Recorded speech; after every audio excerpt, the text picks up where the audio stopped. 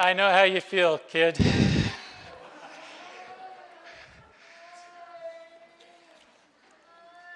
Well, we just spent an hour and 45 minutes on I-75.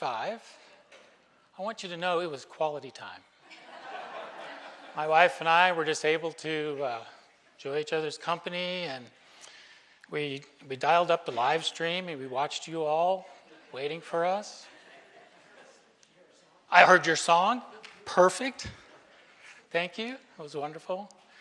It was a weird feeling. It was kind of like watching your funeral. Everybody's there for you, but you can't really be there. It was strange. But thank you for all the pinch hitting and so forth. I'm going to start out with another story for you today. It was almost exactly 1 month ago, October 11, 2022. Yeah, today's the 12th, right? Almost exactly. I woke up that morning with great anticipation because that night, my team, the Dodgers, were playing the San Diego Padres, their rivals, in the National League Division Series, the playoffs. Now, I learned to love the Dodgers as a kid growing up in California. And so I was excited. Couldn't wait to see what was going to happen.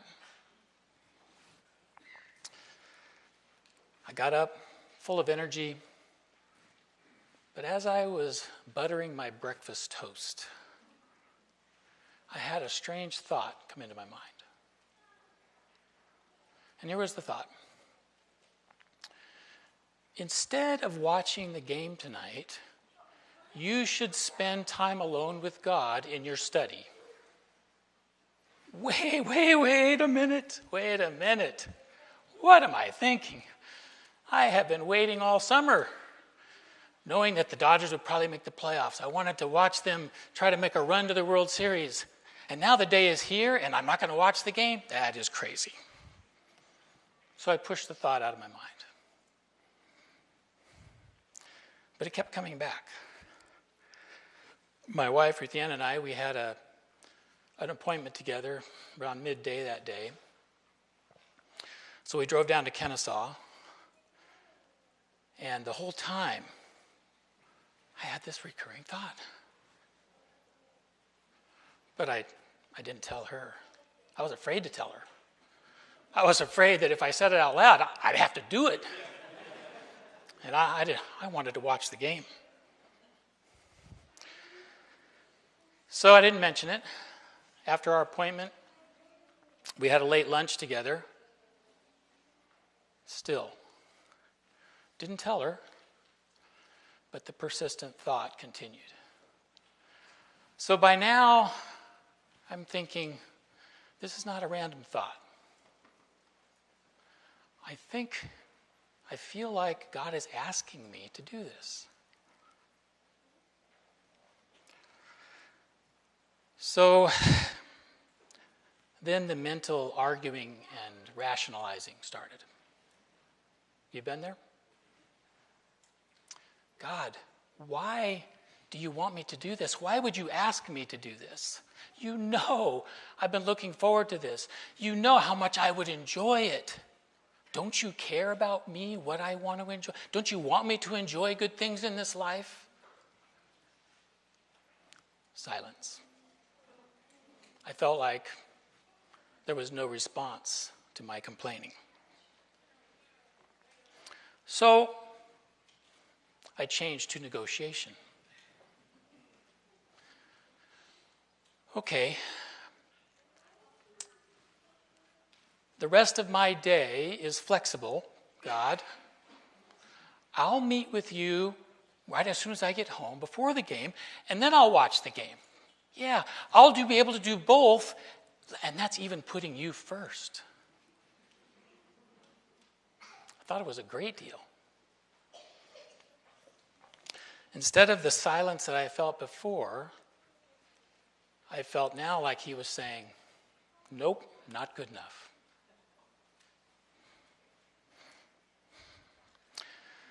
all the way home, oh, no, actually, before I started home, it got even worse. Now my mental thoughts became a little more frustrated. And I literally said to myself, really, God, you're demanding that I don't watch the game tonight?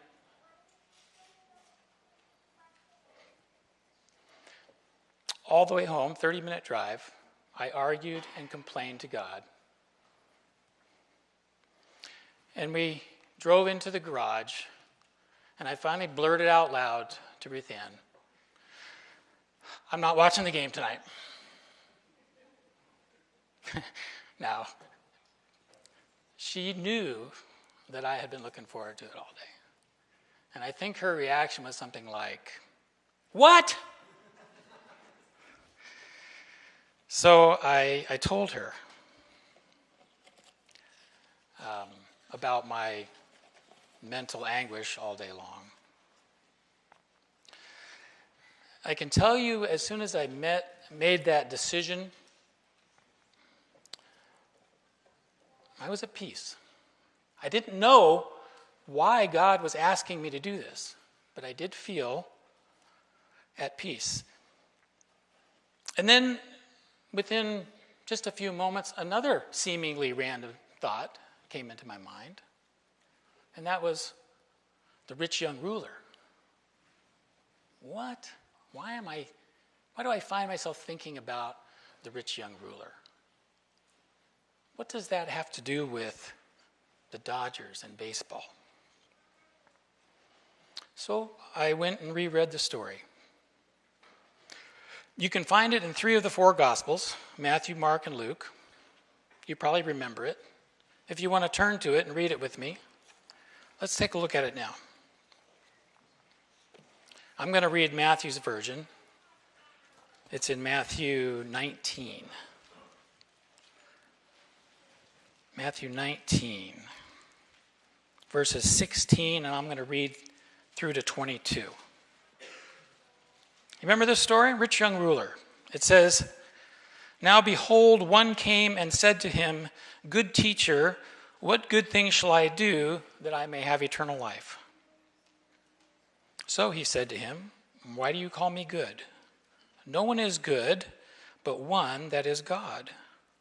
But if you want to enter into life, then keep the commandments. So the rich young ruler said back to him, well, which ones? And Jesus said, well, you shall not murder, you should not commit adultery, you should not steal, you should not bear false witness, honor your father and mother, love your neighbor as yourself.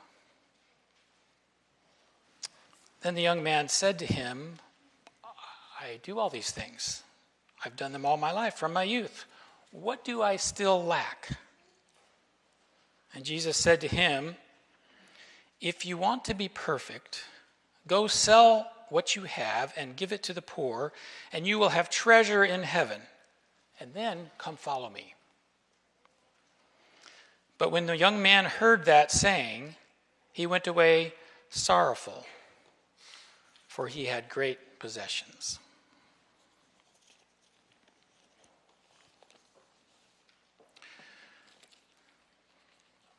So let's talk about this for a minute. And if you value the spirit of prophecy, there's a wonderful chapter in the Desire of Ages, chapter 57, that really helps us understand the full picture here. I recommend you check that out. Here's a quote from that chapter in the Desire of Ages. It says, this ruler had a high estimate of his own righteousness. He did not really suppose that he was defective in anything. Yet, he was not altogether satisfied. He felt that want of something. He felt that want of something that he did not possess. Could not Jesus bless him as he blessed the little children and satisfy his soul want? So we start to get the picture here. Here's a guy who feels pretty good about himself and his ability to obey all the rules, and yet he isn't quite satisfied. I think he's hoping that Jesus will sort of pat him on the head and tell him, you're doing great, just like he saw him do with the children earlier. give him some reassurance. And of course, if that attaboy could be witnessed by others, well, all the better. And at first, things are kind of working out the way I think he had hoped, because Jesus initially tells him that obedience to the commandments is necessary and required for him to attain eternal life. And he's able to reply with complete sincerity, I have done that all my life. But he still hasn't gotten the attaboy that he was looking for, so he keeps fishing. What else do I lack? He wants Jesus to say, nothing, you're a good man. You're golden. Keep following those rules. But Jesus doesn't say that. Instead, Jesus hits him with the kicker. Oh, there is one more thing you can do. Sell everything you have, give it to the poor, and then come follow me. Wow. He wasn't expecting that. I mean, really, he's thinking, I've spent my whole life faithfully obeying all the rules, and now you hit me with this? I've never heard of that commandment before. Sell everything and give it to the poor. Why do you think Jesus would ask this of the rich young ruler? Well, let's think back to the Sermon on the Mount. Remember, Jesus is talking to the people about things like murder and adultery. And I'm paraphrasing a little bit here, but he says something like, you've heard it said that you shouldn't do these things. I'm here telling you, you shouldn't even think about doing these things. Remember that? Now, at first, it sounds like Jesus is making the rules even harder, doesn't it? Wow. They had heard they couldn't do these things, and now he's telling them they can't even think about it. That's even more difficult. Seems almost impossible. But if you carefully listen to the tone and context of the entire Sermon on the Mount, you realize that what he is actually doing is trying to turn the people's attentions to their hearts. Because your innermost thoughts are what betray the condition of your heart, even if you don't carry out those actions. And Jesus was teaching them the importance of the condition of their heart, and that it needed to be transformed into a heart of love. You know, people look on the outward appearance, but what? The Lord looks on the heart. So now we get a better sense, perhaps, of what Jesus was doing with the rich young ruler. He was trying to teach him that behavioral change alone is not enough. That his heart needed to be transformed into a heart of love. When he suggested that he sell all his possessions, give them to the poor, and come follow him, he was really asking him, what are the desires of your heart? Do you love me? Do you love me more than your earthly possessions? And it says, the rich young ruler walked away sad, because he didn't have the love of God in his heart.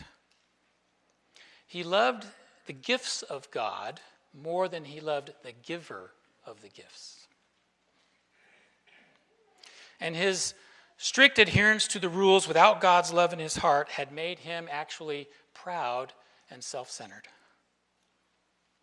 Jesus said it very succinctly to the disciples, and I heard you mention this earlier, in John 14. What did he say? He said, if you love me, keep my commandments. If you love me, keep my commandments. Emphasizing in this one short sentence 2 requirements. We must keep his commandments.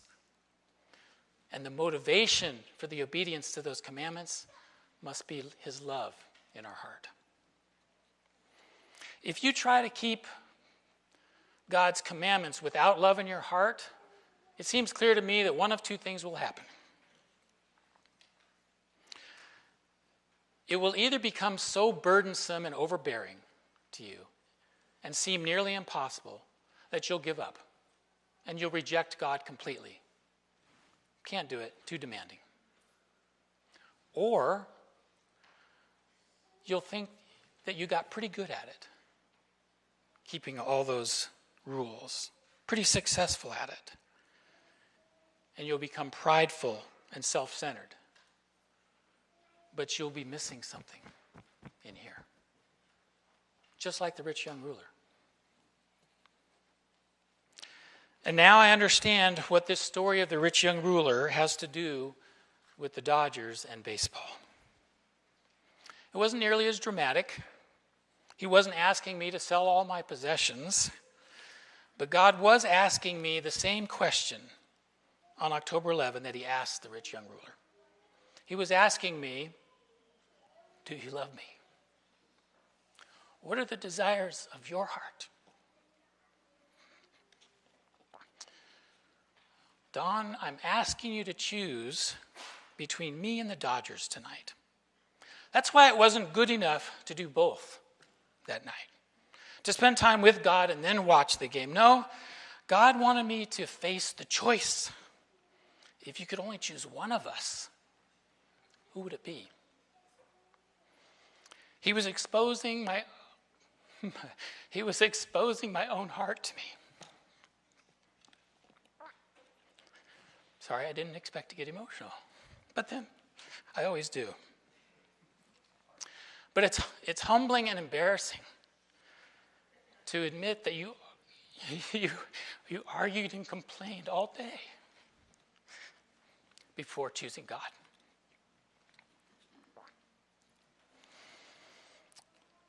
Friends, this is the decision that ultimately we all have to make. That's what this time of probation is all about. We're being given ample time to discover who God is and to fall in love with him and his ways, or not, and reject him. It's our choice. If we invite him into our hearts, he promises to change our hearts and fill them with his love. And as our hearts fill with his love, our obedience to his commandments will surely follow. But make no mistake,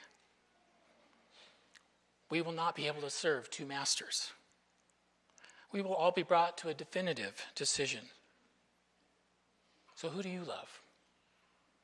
What are the desires of your heart? Choose today who you will serve, and let it be the Lord.